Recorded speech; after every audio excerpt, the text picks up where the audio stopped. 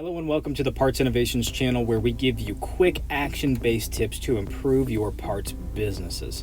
Today I want to share with you 3 tips for increasing inventory accuracy in your dealership. I think it goes without saying that parts managers are constantly fighting variances in their inventory. It's why so many of us end up being more of an inventory clerk than a department leader. Now, I'm not going to talk about cycle counting because I think you should be implementing a cycle counting program regardless of your inventory situation. So with that being said, let's go ahead and get into it. Tip number 1, daily inventory issues log. This is one of my favorite things I've brought into my department. Every day, each person working in the department grabs a new inventory issues log sheet, which looks like the one shown here.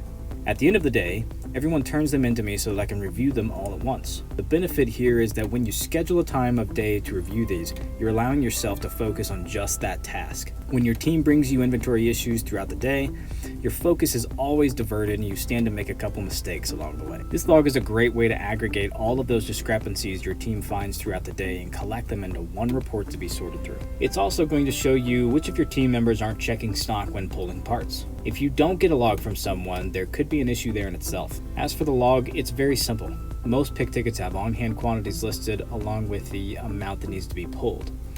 Keep the log with you as you pull parts and write down the discrepancies you find throughout the day.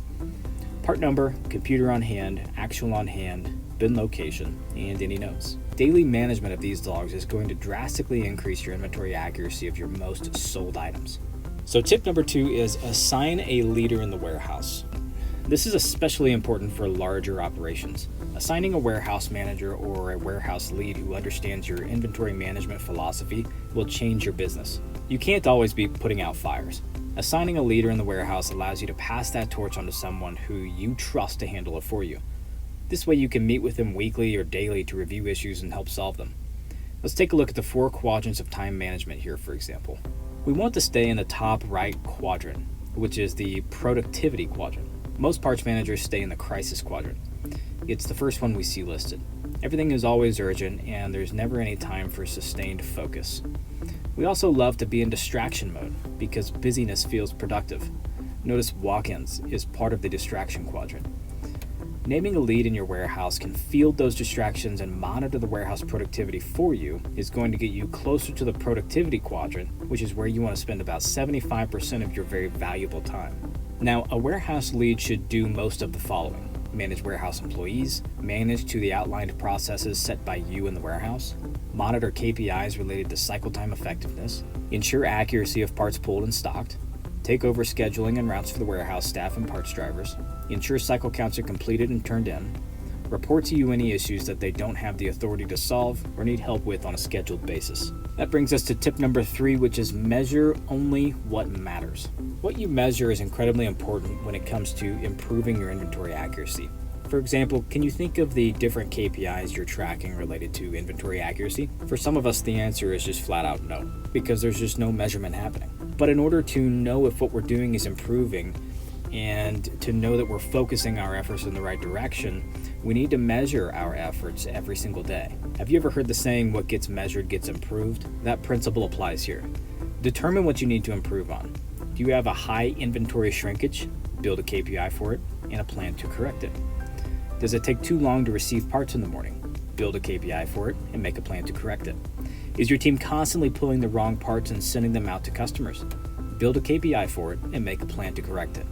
Let me give you an example. A problem many of us face is what I would describe as bin defect rate. That is the percentage of defect that exists within any given bin location. For example, when you pull something that is supposed to have a quantity of 10 in the bin, but it only has 9, that would give you a 10% bin defect rate for that specific bin location. If you extrapolate that across your entire inventory, you can get an idea of your average bin defect rate for your full inventory. 10 to 15% is actually an average starting point for most people. Because of this, I built a tool to measure and improve our bin defect rate. I also built new processes that would help decrease variances. This is a really simple example of how to build a very focused KPI tracking dashboard.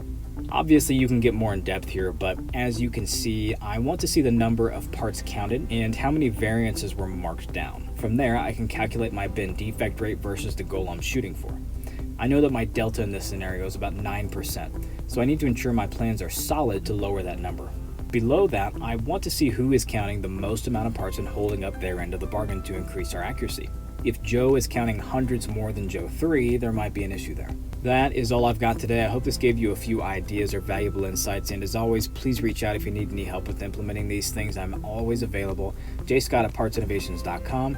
If you would, please like and subscribe. That would really help me a ton. All right, we'll see you in the next one.